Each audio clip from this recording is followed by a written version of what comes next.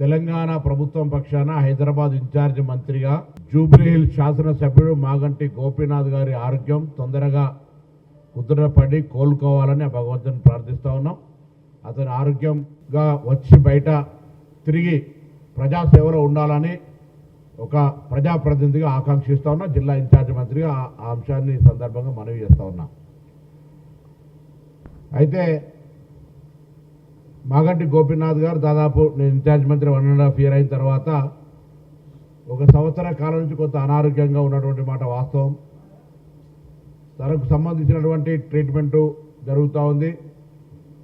Incharge మంత్రి అనేక సందర్భాల్లో కలవాలనే ప్రయత్నం చేయడం కూడా జరిగింది. లేదా వారు కూడా అనేక కార్యక్రమాలు నియోజకవర్గంలో జరిగినా కూడా ఇటీవల బోరబండలో జరిగిన కార్యక్రమం కూడా వారు రాలేకపోయారు. కిషన్ రెడ్డి గారు నేను వెళ్ళినప్పుడు కూడా. So it's health point of వ్యూలా వారు కోలుకోవాలని కోరుకుంటాను. దానికి ఎక్కడ కూడా there is no political issue. But కొంతమంది టీఆర్ఎస్ నాయకులు నిన్న అతని ఆరోగ్యాన్ని కూడా రాజకీయం చేసేటువంటి ఒక ప్రయత్నం చేస్తూ ఉన్నారు. ఇటీవల నియోజకవర్గానికి సంబంధించిన ఒక కార్యకర్త చనిపోయాడు. కారణాలు ఏమైనా ఉండొచ్చు, చట్టం విచారణ చేస్తుంది. అందుకు సంబంధించి అక్కడ ఉన్నటువంటి మాజీ deputy mayor, corporator TRS party నుంచి కాంగ్రెస్కి వచ్చిండనే దాని మీద కొంత కక్ష సాధింపు అంశం ఉండొచ్చు. ఆయనను దోషిగా నిలబెట్టేటువంటి కుట్ర జరిగిండొచ్చు. ఏదన్నా జరుగుతున్న సందర్భం వేరు, ఆ ఎపిసోడ్ అంతా వేరు.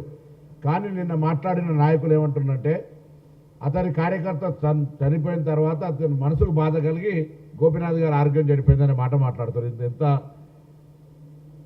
తప్పంటే ఇట్స్ అన్ఫార్చునేట్.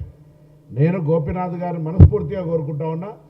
నేను చాలా విద్యార్థి సంఘ ఎన్ఎస్సీ నాయకుడు ఉన్నప్పటి నుంచి కూడా ఆయన తెలుగుదేశం నాయకుడుగా అనేక నాయకులకు సంబంధించిన పార్టీ కార్యక్రమాలను ప్రచారం చేసి ఫ్లెక్సీగా కట్టేటువంటి వ్యక్తి.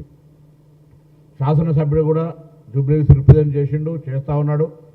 అతని సేవలు రాజకీయాల్లో ఎన్నికల వరకే పార్టీలు, దాని తర్వాత ప్రజాప్రతినిధులుగా పరస్పరం ప్రభుత్వాల లోపల పనిచేసుకోవాలి ప్రజా సమస్యల మీద.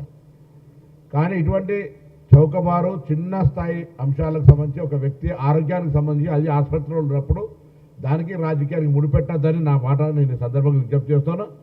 అతను కోలుకోవాలి, తిరిగి ప్రజాస్వామ్య